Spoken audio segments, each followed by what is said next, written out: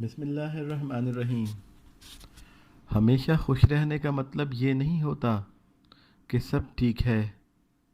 اس کا مطلب یہ ہے کہ ہم نے فیصلہ کر لیا ہے اپنے رب کے سوا اپنے دکھ کسی کو نہیں دکھانے۔ زندگی کو سمجھنے کے لیے آپ کا عمر رسیدہ یا سمجھدار ہونا ضروری نہیں، کیونکہ زندگی جب اپنا فلسفہ سمجھانے پر آئے تو خود بخود عقل آ جاتی ہے۔ بارش میں اتنی بوندیں نہیں برستی جتنی تہجد کے سجدے میں اللہ کی رحمتیں برستی ہیں۔ دنیا میں آپ کا حقیقی مقام وہی ہے جس کا اظہار لوگ آپ کی غیر موجودگی میں کرتے ہیں۔ ایک غلط پاس ورڈ سے معمولی موبائل نہیں کھلتا، تو غلط طرز زندگی گزارنے سے جنت کے دروازے کیسے کھلیں گے؟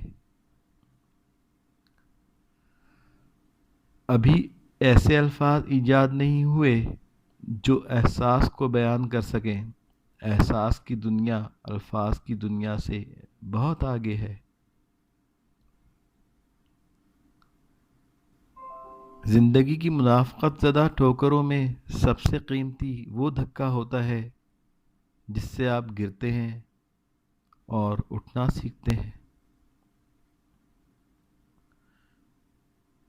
مخلص شخص ہر بار خاموشی اختیار کر لیتا ہے، اس لیے نہیں کہ وہ بزدل ہے، بلکہ اس لیے کہ اسے ضمیر اجازت نہیں دیتا کہ وہ اپنوں کو انہی کے لہجے میں جواب دے۔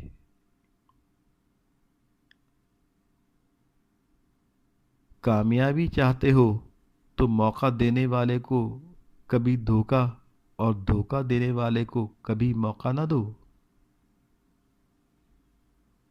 پڑوسی کے بچوں کی بھوک اور فاقے سے انجان رہنا اور اس کی بیوی اور بیٹی کی حرکتوں سے واقف رہنا ہمارے معاشرے کا بہترین مشغلہ ہے۔ اللہم صلی علی محمد و آل محمد عجل فرج۔